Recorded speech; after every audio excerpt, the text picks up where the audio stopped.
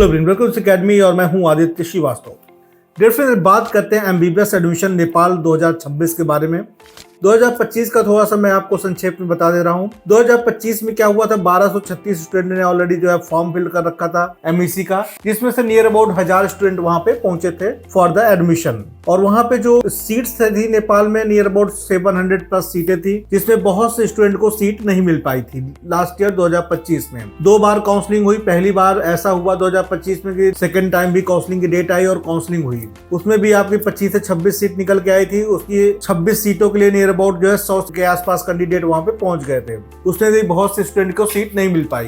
कहने का मतलब ये है, अगर नेपाल में भी आपको एडमिशन लेना है तो इस बार का जो जनरल का पास मार्किंग था 2025 में 144 मार्क्स था, पर नियर अबाउट आपको सीट उन्हीं को मिल पाई जिनका मार्क्स 160-165 के आसपास था।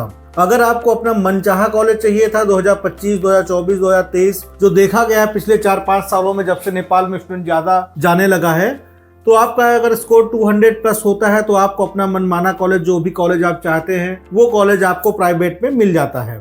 तो 2026 को यही उम्मीद है कि 2026 में भी जितनी सीट्स हैं, सीट्स बढ़ने को भी है कि हो सकता है कुछ सीट आपका कॉलेज वाइज, जैसे लास्ट ईयर बढ़ी थी 30-30 सीटें, तो इस बार भी हो सकता है कि हर एक कॉलेज में 20-25 सीट जैसे उनके मानक हैं उस हिसाब से बढ़ सकती हैं। पर अभी जो सीट्स हैं नियर अबाउट 730 सीट्स हैं जो प्राइवेट कॉलेज की हैं, और गवर्नमेंट कॉलेज की जो इंडियन कोटे की सीट है, नहीं फॉरेन कोटे की सीट्स हैं। तो उसी के लिए एडमिशंस करना है हम लोग, जैसे कि प्राइवेट मेडिकल कॉलेज के लिए एडमिशंस करवाते हैं। तो अगर आपको नेपाल में एडमिशन लेना है 2026 में, तो मैं आपको बताना चाहूंगा क्या क्या सीट्स हैं, कितना क्या फीस हो जाएगी, क्या फीस है, क्या एडमिशन का आपका जो है क्राइटेरिया है, और प्लस एडमिशन का प्रोसेस क्या है।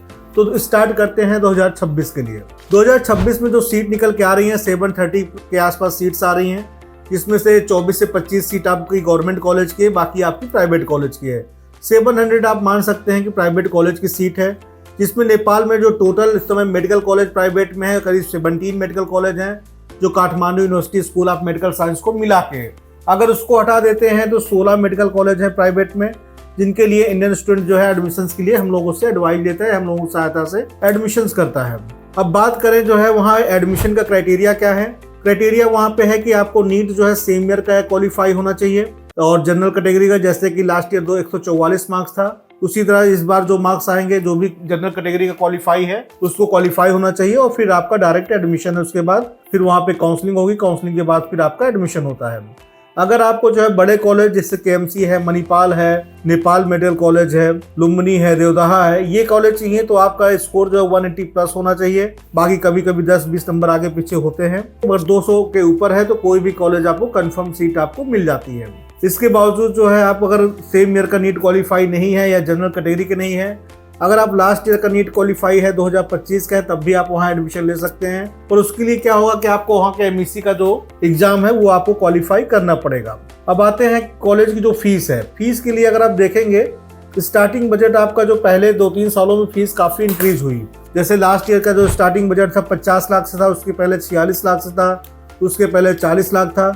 इस बार का जो ये है कि आपको 50 लाख से फिर स्टार्टिंग होगी और आपका 80 लाख तक का पैकेज है। 50 लाख में कौन से कॉलेज होते हैं? 50 लाख में जैसे आपको जो त्रिभुवन यूनिवर्सिटी के 1-2 कॉलेज हैं, जैसे आपका जानकी है, गंडकी है, ये आपका 50 फूडिंग और लॉजिंग लेके 55 से 56 लाख तक आपको हो जाता है। तो ये आपके सस्ते कॉलेज हैं।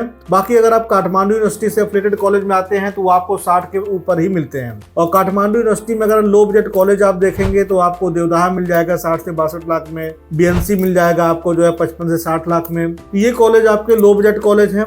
अगर आप हाई बजट कॉलेज देखेंगे काठमांडू यूनिवर्सिटी से एफिलिएटेड, तो आपको काठमांडू मेडिकल कॉलेज, जो कि लास्ट ईयर आपका नियर अबाउट 65 लाख फीस थी, प्लस उसके बाद 2 लाख रुपए फूडिंग लॉजिंग करीब 75 लाख के पड़ रहे थे। मणिपाल है 70-75 लाख की रेंज में, नेपाल मेडिकल कॉलेज है 70-75 लाख की रेंज में। ये मैं आपको विद फूडिंग लॉजिंग बता रहा हूँ। बस आपका नीट का स्कोर क्या आ रहा है उसके हिसाब से। नीट का स्कोर अगर आपका लास्ट ईयर 300 था या 250 था, तो इस बार भी आपका 200 के आसपास आ जाएगा। तो आप कोई भी कॉलेज आप ले सकते हैं, पर जब भी आप एडमिशन लें तो अपने नीट के स्कोर के हिसाब से कौन सा कॉलेज रिजल्ट मिलेगा आपको, क्या फीस पड़ेगी उसके हिसाब से। नेपाल में क्या हुआ, पिछले 1-2 सालों में बहुत से लोग काम करने लगे, तो उसमें क्या हुआ कि लोग तरह तरह की स्कीमें चलाते हैं कि स्कॉलरशिप स्कीम, ये स्कीम। मैंने लास्ट ईयर भी बताया था कि कॉलेज से कोई भी स्कॉलरशिप स्कीम होती नहीं है। कंसल्टेंट ज्यादा एडमिशन करने के चक्कर में कि जल्दी से मेरे पास एडमिशन आए, स्कॉलरशिप स्कीम चलाता है, उसके बाद बच्चों को फुलफिल नहीं कर पाता है, बाद में फिर लड़ाई झगड़े होते हैं, ये दिक्कतें आती हैं। तो स्कॉलरशिप स्कीम नेपाल में कोई भी नहीं है। कंसल्टेंट कभी कभी करता है, जो उनको प्रॉफिट होता है उसे 10-20-50 हजार देने के लिए कहता है, पर वो भी दे नहीं पाता है। जो प्रैक्टिकल में अगर कोई भी आपसे बोलता है कि हाँ स्कॉलरशिप स्कीम है, तो उससे बोलिए सर आपने लास्ट ईयर में स्कॉलरशिप स्कीम दिया था, तो उसमें 10-20-25 बच्चों के नाम दे दीजिए। 2-4 बच्चों 5 बच्चों के नाम दे देते हैं, क्योंकि उनके खुद ही के बच्चे जानने वाले होते हैं, जिनको वो रेडी कर रखते हैं कि हाँ आप स्टूडेंट को गाइड करिए।